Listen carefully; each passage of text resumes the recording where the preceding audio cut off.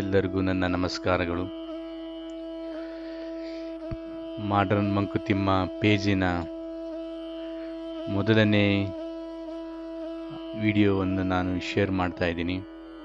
Okay, ಎಲ್ಲರಿಗೂ ಅದು ಒಂದು ಯೋಚನೆ ಇರುತ್ತೆ, ಏನಿದು ಮಾಡರ್ನ್ ಮಂಕುತಿಮ್ಮ? ನಿಮ್ಗೆ ಗೊತ್ತಿದೆ, ಮಂಕುತಿಮ್ಮ ಅನ್ನೋದೊಂದು DVG ಅವರ ಕಗ್ಗದಲ್ಲಿ ಬರುತ್ತೆ, ಒಂದು ಮಂಕುತಿಮ್ಮ ಅಂತ. ಏನಿದು ಮಂಕುತಿಮ್ಮ ಅನ್ನೋದು? ಪ್ರತಿಯೊಬ್ಬ ವ್ಯಕ್ತಿಯಲ್ಲೂ ತುಂಬ ಆಸೆಗಳು ಇರುತ್ತೆ. ಆ ಆಸೆಗಳು ನೆರವೇರಂಗಿಲ್ಲ, ಅದರಿಂದ ದುಃಖಿತ ಆಗ್ತಾರೆ. ನಾವು ಯೋಚನೆ ಮಾಡ್ತಾ ಇದ್ದೀವಿ, ಒಂದು ಚಿಕ್ಕ ಮಗು, ಹುಟ್ಟಿದ ಮಗುವಿಂದ ಹಿಡಿದು ಕೊನೆ ಸಾಯುವ ತನಕ ಮನುಷ್ಯನಲ್ಲಿ ಏನೋ ಒಂದು ಆಸೆ, ಏನೋ ಒಂದು ದುಃಖ. ಅದು ಕಾಸು ಇರೋರ ಹತ್ರನೂ ಇರಬಹುದು, ಇಲ್ಲದ ಹತ್ರನೂ ಇರಬಹುದು. ಇಬ್ಬರಲ್ಲೂ ಇದು ಕಾಡ್ತಾ ಇರುತ್ತೆ. ನಾವು ಅಂತೀವಿ ಕಾಸಿದ್ರೆ ಏನಾದರೂ ಮಾಡಬಹುದು ಅಂತ. ಅದು ತಪ್ಪು. ಕಾಸು ಇದ್ದವ್ರ ಹತ್ರ ಕೇಳಿ ಚಿಂತೆ ಇರುತ್ತೆ, ಕಾಸು ಇಲ್ದವ್ರ ಹತ್ರನೂ ಕೇಳಿ ಚಿಂತೆ ಇರುತ್ತೆ. ಕಾಸು ಅನ್ನೋದು ಒಂದು ಜೀವನವನ್ನು ನಡೆಸಲು ಬೇಕಾಗಿರೋ ಒಂದು ವಸ್ತು. ಬಟ್ ಅದುವೇ ಜೀವನ ಅಲ್ಲ, ಅದು ಮಿಗಿಲಾದದ್ದು ತುಂಬ ಇದೆ. ಓಕೆ, ಈ ಚಾನಲ್ ಇಂದ ನಾವು ಪ್ರತಿದಿನ ಈ ಮಾಡರ್ನ್ ಲೈಫ್ನಲ್ಲಿ ಬರುವ ಹೊಸ ಆಕಸ್ಮಿಕ ಘಟನೆಗಳು, ನಮಗೆ ಎದುರಾಗುವ ಆಕಸ್ಮಿಕ ಘಟನೆಗಳು, ಯಾವ ಥರ ನಾವು ಅದನ್ನು ಎದುರಿಸಬೇಕು, ಫೇಸ್ ಮಾಡಬೇಕು, ಓಕೆ, ಅದರಿಂದ ನಾವು ಆಚೆ ಬರುವುದು ಹೇಗೆ, ಮನೆಯಲ್ಲಿರುವ ಒಂದು ಎಷ್ಟೋ ಘಟನೆಗಳನ್ನು ಆಚೆ ಬರುವುದು ಹೇಗೆ, ಹೀಗೆ ಎಲ್ಲ ವಿಷಯದ ಬಗ್ಗೆ ಚರ್ಚೆ ಮಾಡುತ್ತಾ ಹೋಗುವುದೇ ಈ ಮಾಡರ್ನ್ ಮಂಕುತಿಮ್ಮನ ಚಾನಲ್. ಓಕೆ, ಮೊದಲನೇದೇ ಒಂದು ವಿಡಿಯೋವನ್ನು ನಾವು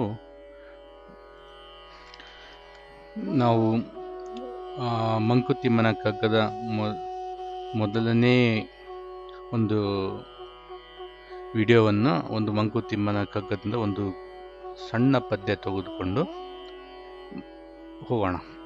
ಆ ಪದ್ಯ ಬಂದು: ಹುಲ್ಲಾಗು ಬೆಟ್ಟದಡಿ ಮನೆಗೆ ಮಲ್ಲಿಗೆಯಾಗು, ಕಲ್ಲಾಗು ಕಷ್ಟಗಳ ಮಳೆ ವಿಧಿಸುರಿಯೇ, ಬೆಲ್ಲ ಸಕ್ಕರೆಯಾಗು ದೀನ ದುರ್ಬಲರಿಂಗೆ, ಎಲ್ಲರೊಳಗೊಂದಾಗು ಮಂಕುತಿಮ್ಮ. ನೋಡಿ, ಇದಿಷ್ಟು ಸರಳವಾಗಿದೆ. ಇದರಲ್ಲಿ ನಮ್ಮ ಜೀವನನೇ ಅಡಗಿದೆ. ಹೌದಾ? ತುಂಬ ಇಷ್ಟವಾದ ಒಂದು ರಚನೆ ಇದು ನನಗೆ. ಏನು ಹುಲ್ಲಾಗು ಬೆಟ್ಟದಡಿ ಅನ್ನೋದೇ ಒಂದು ಎಷ್ಟು ಅದರ ಅರ್ಥ ಇದೆ ಅಂದರೆ, ದಣಿದು ಬಂದವರಿಗೆ, ಕಷ್ಟದಲ್ಲಿರುವವರಿಗೆ, ಹತ್ತಿರದವರಿಗೆ, ದೂರದವರಿಗೆ, ಎಲ್ಲ ಪ್ರಪಂಚದಲ್ಲಿ ಎಲ್ಲ ಥರದ ಜನ ಇರ್ತಾರೆ.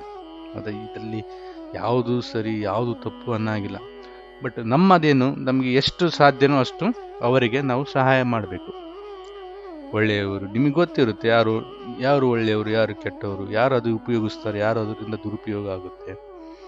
ಆದಷ್ಟು ಒಳ್ಳೆಯವರಿಗೆ ನಿಮ್ಮ ಕೈಲಾದಷ್ಟು ಸಹಾಯ ಮಾಡಿ, ಎಲ್ಲ ಥರದ ಸಹಾಯ. ಅದೇ ಇದೆ ಹುಲ್ಲಾಗು ಬೆಟ್ಟದಡಿ ಮನೆಗೆ ಮಲ್ಲಿಗೆಯಾಗು. ಸ್ವಾಮಿ ವಿವೇಕಾನಂದರು ಹೇಳ್ತಾ ಇದ್ರು, ನೀನು ಜಗತ್ತಿಗೆ ಸೂರ್ಯ ಆಗೋದಕ್ಕಿಂತ ಮುಂಚೆ ನಿಮ್ಮ ಮನೆಗೆ ದೀಪವಾಗು ಅಂತ. ಹಾಗೆ ನಾವು ಏನೋ ಒಂದು ಶುರು ಮಾಡಬೇಕಂದ್ರೆ ಮೊದಲು ನಮ್ಮ ಮನೆ, ನಮ್ಮ ತಾಯಿ ತಂದೆ, ಬಂಧು ಬಳಗ, ಎಲ್ಲರ ಜೊತೆ ನಾವು ಚೆನ್ನಾಗಿರಬೇಕು. ಒಂದು ಮನೆಯ ಆಗುಹೋಗುಗಳು, ಕಷ್ಟಗಳು, ಸುಖಗಳು ಎಲ್ಲದರಲ್ಲೂ ನಾವು ಭಾಗಿಯಾಗಬೇಕು. ನಂತರ ಇನ್ನೊಬ್ಬದ ಬಗ್ಗೆ ಯೋಚನೆ ಮಾಡೋದು. ಹೌದಾ? ಮೊದಲು ಫಸ್ಟ್ ನಮ್ಮ ಮನೆ, ಯಾವಾಗಲೂ ಅದನ್ನೇ ಯೋಚನೆ ಮಾಡಿ. ಫಸ್ಟ್ ನಾವು ಒಂದು ಸೇಫ್ ಝೋನಲ್ಲಿದ್ದೀವಾ, ನಾವು ಸರ್ವೆ ಮಾಡ್ತಿದ್ದೀವಾ, ತದನಂತರ ನಾವು ಇನ್ನೊಬ್ಬರಿಗೆ ನಮ್ಮ ಕೈಲಾದಷ್ಟು ಸಹಾಯ ಮಾಡಬೇಕು. ಹೌದಾ? ಕಲ್ಲಾಗು ಕಷ್ಟಗಳ ಮಳೆ ವಿಧಿಸುರಿಯೇ. ಕಷ್ಟ ಎಲ್ಲರಿಗೂ ಇದೆ ರೀ. ಕೋಟಿ ವ್ಯಕ್ತಿಗೂ ಇದೆ, ಕಡು ಬಡವನಿಗೂ ಇದೆ. ಕಷ್ಟ, ಆಸೆ, ದುಃಖ ಇದು ಸಾಮಾನ್ಯ. ಇದರಲ್ಲಿ ಭೇದ ಏನೂ ಇಲ್ಲ. ಹುಟ್ಟಿದ ಮಗುವಿಂದ ಹಿಡಿದು ಸಾಯೋವರೆಗೂ ಎಲ್ಲರಿಗೂ ಕಷ್ಟನೇ ಕಷ್ಟ, ಏನೋ ಒಂದು ಕಷ್ಟ, ಅವರದೇ ಆದ ಕಷ್ಟ. ಕೆಲವರಿಗೆ ಅದು ಚಿಕ್ಕದು ಅನ್ನಿಸ್ತಿರ್ಬೋದು, ಕೆಲವರಿಗೆ ಅದು ದೊಡ್ಡದು ಅನ್ನಿಸ್ತಿರ್ಬೋದು. ಬಟ್ ಕಷ್ಟ ಕಷ್ಟನೇ, ಹೌದಾ? ಪ್ರತಿಯೊಂದು ಕಷ್ಟಕ್ಕೆ ನಾವು ಕಲ್ಲಾಗಬೇಕು. ಅದಕ್ಕೆ ಅಸಾಮಾನ್ಯ, ಮನುಷ್ಯ ಹುಟ್ಟಿದ ಮೇಲೆ ಸಾಯಲೇಬೇಕು, ಹೌದಾ? ಅದು ಅಂತೂ ತಪ್ಪಲಿಕ್ಕೆ ಆಗಲ್ಲ.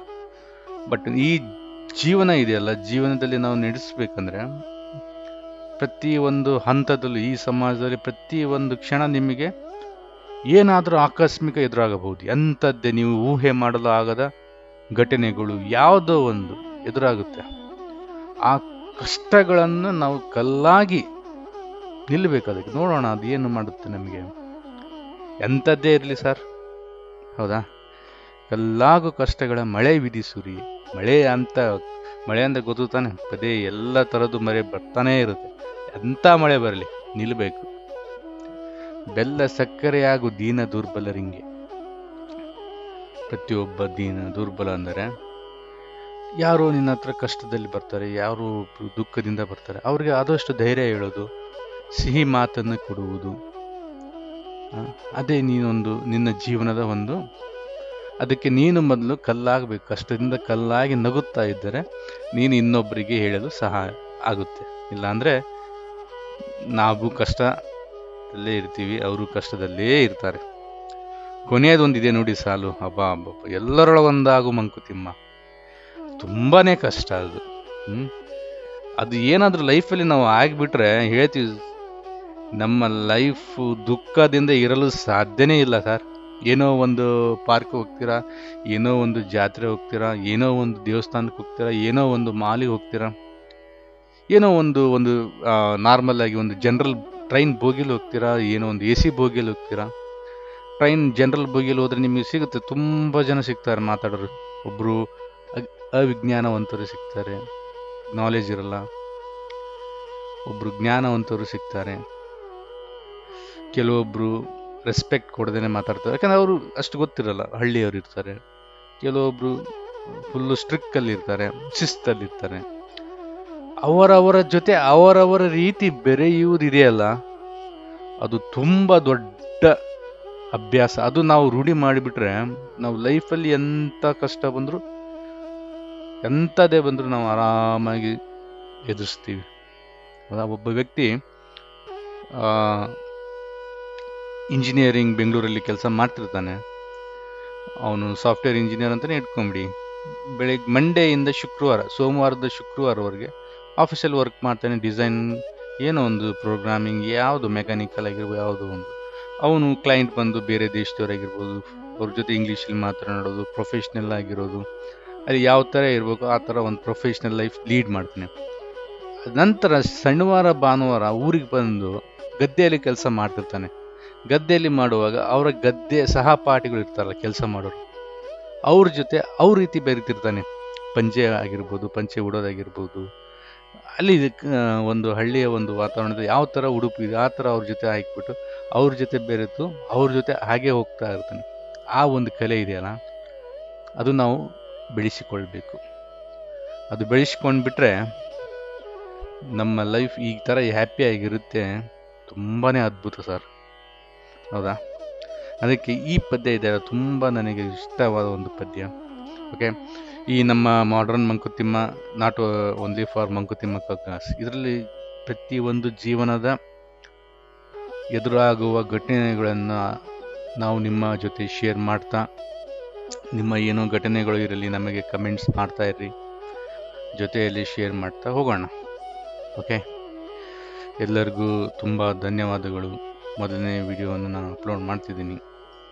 ನನಗೆ ತುಂಬ ಸಂತೋಷ ಇದೆ ನಿಮ್ಮ ಜೊತೆ ಮಾತಾಡೋದು, ನಿಮ್ಮ ಜೊತೆ ಒಂದು ನನ್ನ ಕಷ್ಟ ಸುಖ, ನನ್ನ ಒಂದು ಪ್ರತಿಯೊಂದನ್ನು ಶೇರ್ ಮಾಡ್ತಾ ಇರ್ತೀನಿ. ತುಂಬ thanks. Have A nice day.